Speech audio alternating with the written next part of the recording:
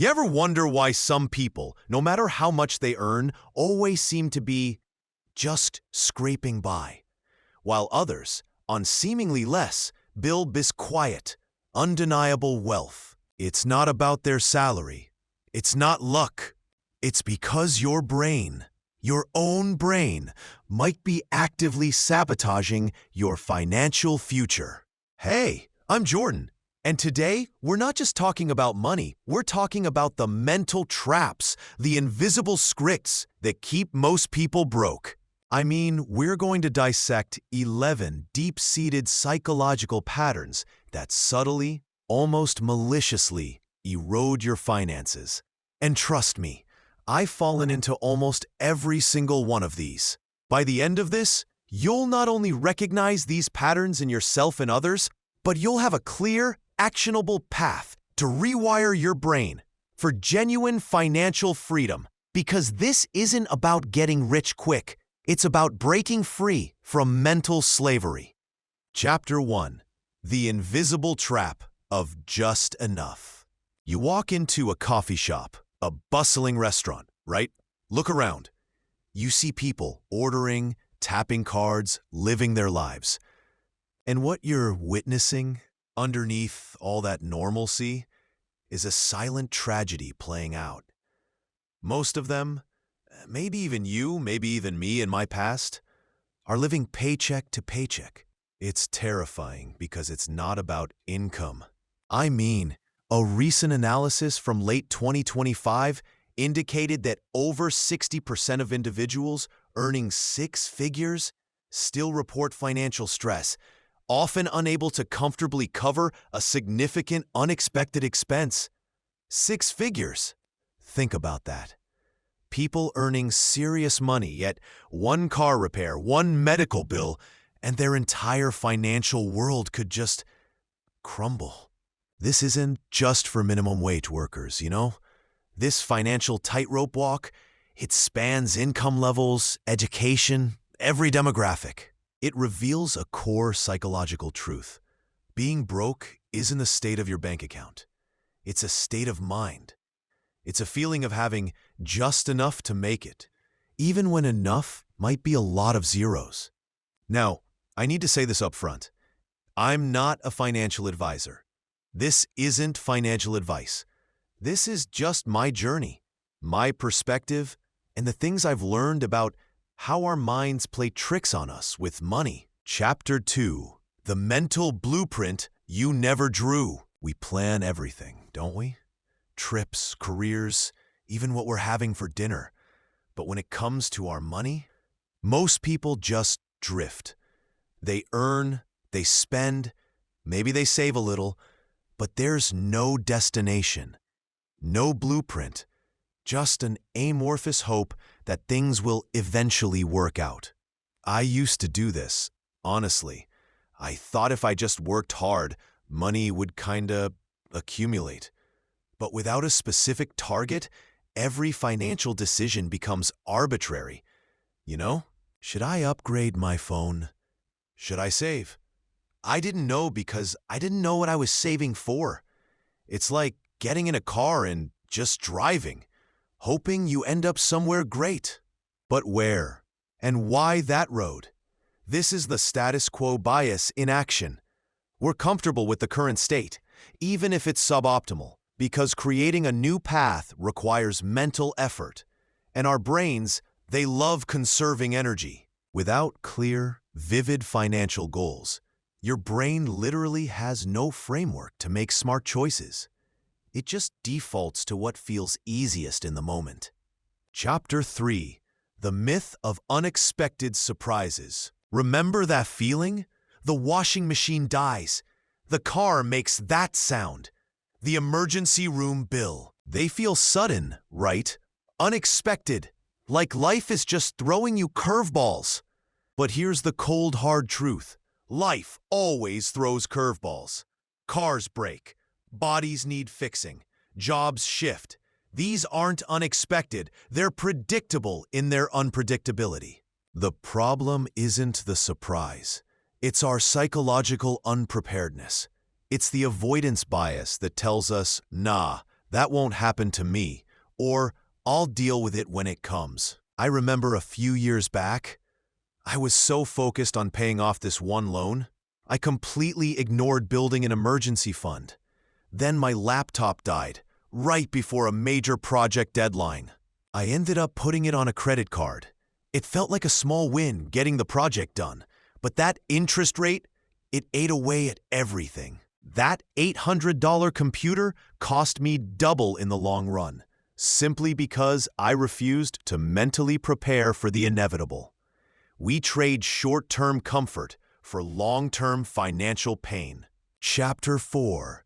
The Ghost of Your Spending Past. Most people would never run a business without tracking income and expenses, would they? Oh, I just have a vague idea of where the money goes. You'd be laughed out of the room. Yet with personal finances, we do exactly that. We operate on a rough idea, a vague sense. You get paid. You make what feel like reasonable purchases all week. Then you check your balance and it's like, where did it all go? Poof. Gone. This isn't magic. It's the ignorance is bliss bias. We subconsciously avoid looking too closely because we don't want to see the small, insidious spending leaks. That daily coffee, the subscription you forgot about, the impulse buy at the grocery store. They seem insignificant in isolation, but they are a relentless, silent drain. Chapter 5. Why Later Always Wins. There's this seductive appeal to living entirely in the present moment, isn't there? Life is short. Enjoy it while you're young. And there's truth to that. But the problem arises when this present-focused thinking becomes so extreme that your future self effectively ceases to exist. This is hyperbolic discounting at its finest. Our brains are hardwired to prefer an immediate smaller reward over a larger delayed one. A cookie now is better than a cake next week, even if the cake is objectively better. I used to tell myself I'll start saving seriously next year when I get that promotion, or I'll invest when I have more disposable income. But next year became the year after, and the promotion just meant more expensive habits. My future self was always going to be magically taken care of.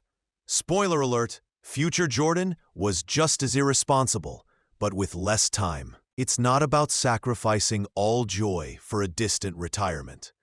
It's about finding that razor-thin balance between present enjoyment and ensuring your future self isn't left holding an empty bag full of regrets. Chapter 6. The Normalization of Expensive Self-Sabotage. Some habits are obvious wealth destroyers. Gambling, heavy drinking, things like that. But what about the ones that feel normal, justified? The ones that are so ingrained, you don't even recognize them as massive financial drains. We're talking about the anchoring bias here, where we anchor our spending to what everyone else around us seems to be doing.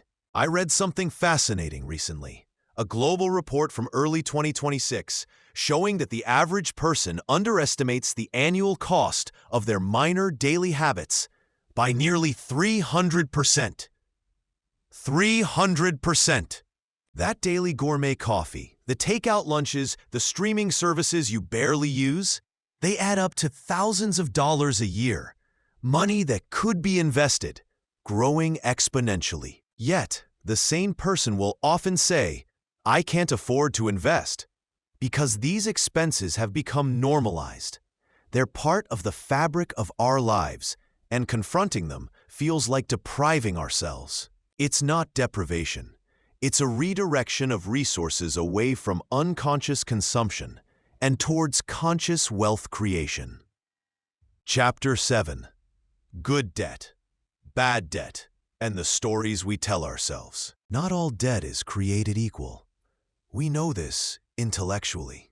Productive debt helps you acquire assets that generate income or appreciate in value. Think a mortgage on a rental property, student loans for a high-value degree, or a business loan for a profitable venture. But then there's destructive debt, Money borrowed for things that lose value immediately and provide no financial benefit. Credit cards for vacations, car loans for a vehicle beyond your needs, financing consumer goods. The psychological trap here is rationalization. We tell ourselves stories. I deserve this vacation. I need this new car for my image. It's only a few $100s on the card. But destructive debt enables us to buy things we genuinely cannot afford. It stretches our budget, creates chronic stress, and limits any chance of building wealth. And the true kicker? A study from late 2025 indicated that individuals with high levels of consumer debt often experience similar stress and anxiety levels to those facing existential threats, impacting decision-making in other areas of life. It poisons everything. Chapter 8, The Performance Trap. Looking rich versus being rich. This one hits close to home for me. I mean really close. We are constantly bombarded with images of success. The luxury cars, the designer clothes, the perfect homes. And we, naturally, want to fit in, to impress, to be successful. So we make purchasing decisions based on what others might think, not what actually makes financial sense. This is social comparison theory in overdrive, amplified by social media. Years ago, when I first started my business, I was obsessed with looking the part.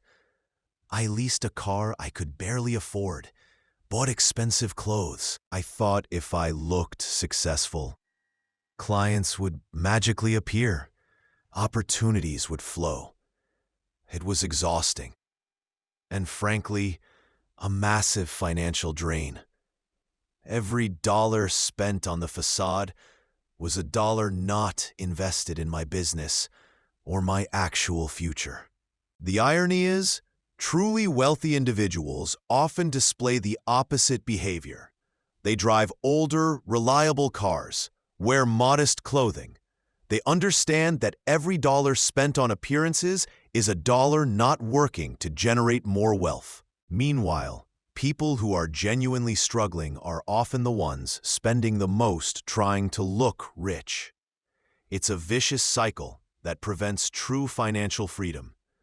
A recent report from 2026 suggests this performative spending accounts for up to 20% of discretionary income for many young professionals.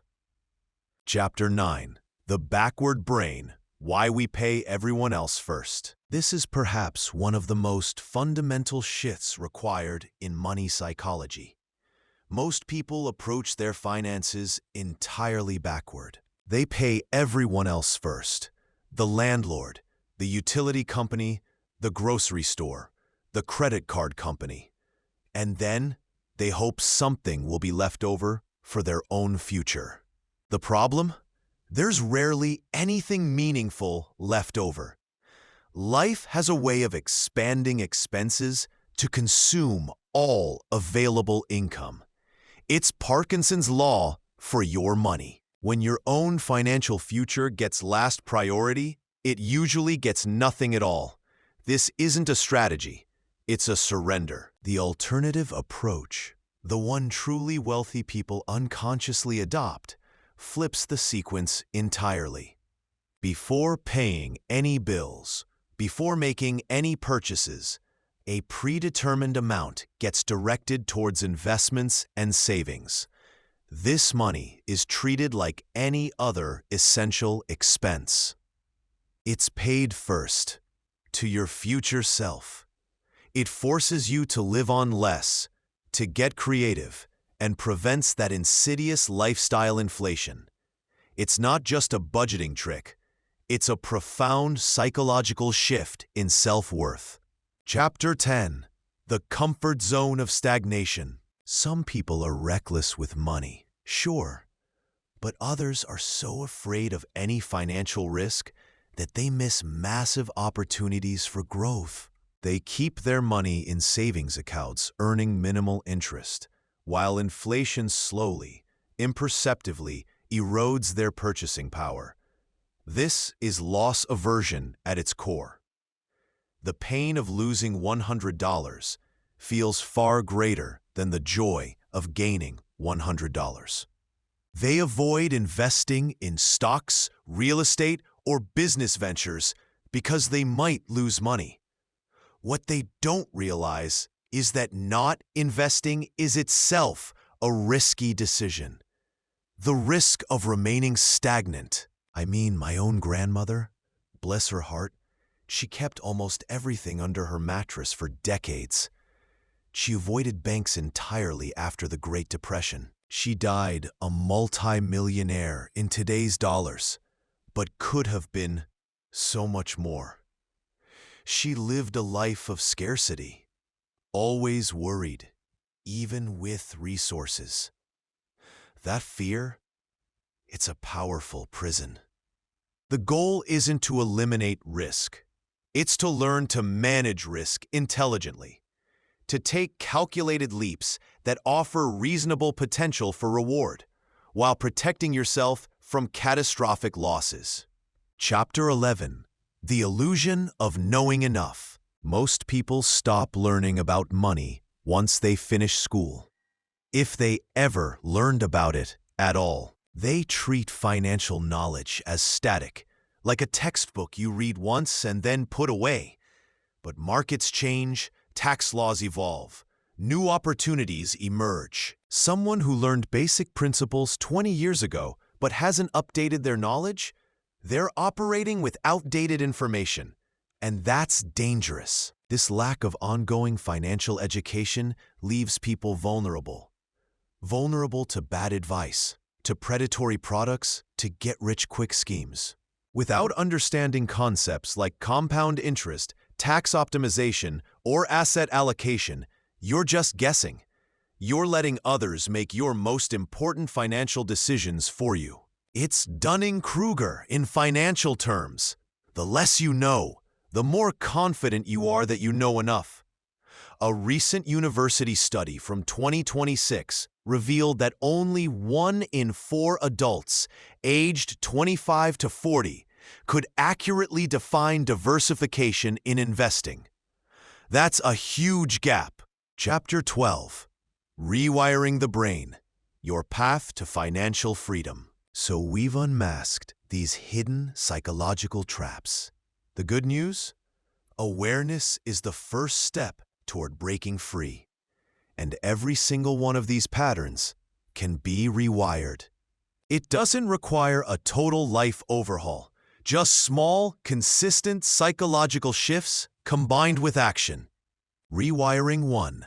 Paint your future self. Clear financial goals. Stop drifting. Define what financial freedom looks like for you. Not just save more, but I will accumulate $18,000 for a down payment in the next 24 months. Make it specific, measurable. Make it specific, measurable. Make it specific, measurable, vivid. When that temptation to impulse buy hits, ask, does this move me closer? Rewiring 2. The Peace of Mind Buffer. Emergency Preparedness. If you're part of that statistic that couldn't handle a surprise expense, make a basic emergency fund your immediate priority. Even 100. It's not just about the money. It's about the psychological peace of mind. It's a shield that prevents desperate, wealth-destroying decisions when life inevitably throws a curveball. Rewiring 3. The Spending Mirror Mindful Spending Plan. For 1 month, track every single dollar. Not with complicated software, just a notepad. See where your money actually goes. This isn't about restriction. It's about awareness. It's about holding a mirror up to your financial behavior. You'll be shocked by what you uncover. And that awareness empowers you to make conscious choices. Rewiring 4. The Future Discount. Balancing present and future. Actively practice future thinking. Before a significant purchase, project its impact on your future self. Will it bring lasting joy or temporary gratification? It's about finding that sweet spot, not depriving yourself, but being mindful that your future self exists and deserves some consideration. Rewiring 5. Unmasking hidden drains, confronting expensive habits. Calculate the true annual cost of your normalized indulgences. That daily coffee, those streaming services. Add them up. What could that money do if invested for 5, 10, 20 years? Seeing the real cost often provides the motivation to break the cycle. Rewiring 6. Smart debt, smart choices, understanding debt. List all your debts. Prioritize paying off the highest interest destructive debts first, and crucially, commit to avoiding new destructive borrowing. If you can't pay cash for something, you probably can't afford it. Full stop. Rewiring 7. Authenticity over approval, breaking the performance trap. Before any significant purchase, ask yourself, am I buying this to solve a practical problem or to create an impression? If it's impression management, step back. The temporary ego boost isn't worth the long-term financial cost. True wealth allows you to stop performing. Rewiring 8. Your future first. Pay yourself first. Automated. Set up automatic transfers from your paycheck directly into your investment and savings accounts. Make it happen before you even see the money. Start small if you need to. The amount is less important than establishing the unbreakable habit of prioritizing your future self. Rewiring 9. Calculated leaps, managing risk. 2. Educate yourself on different investment vehicles. Understand risk profiles. Don't avoid all risk, but learn to take calculated risks that align with your goals. The biggest risk is often inaction, stagnation. Rewiring 10. Beyond the hourly wage mindset, multiple income streams. Start exploring ways to earn money that don't directly trade your time for dollars. Freelancing, a side business, investing in dividend stocks, or a small rental property. It takes effort initially, but it's the path to true financial independence. Money working for you, even when you're not. Rewiring 11. The learning edge, continuous financial curiosity. Commit to lifelong financial education.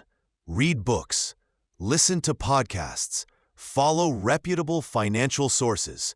Stay curious. The more you understand how money works, the better decisions you'll make, and the less vulnerable you'll be to scams or bad advice. Wealthy people aren't necessarily smarter or more disciplined. They've simply developed better financial habits and, crucially, understood the psychological game behind them. They've made these habits automatic. Your financial future isn't determined by your current circumstances or past mistakes. It's determined by the decisions you make, starting today. Breaking free from these patterns. It's not always easy, but it is worth it. What's one psychological trap you recognize in your own life that you're ready to dismantle? Let me know in the comments below. Thanks for watching. I'll catch you in the next one. I'm Jordan.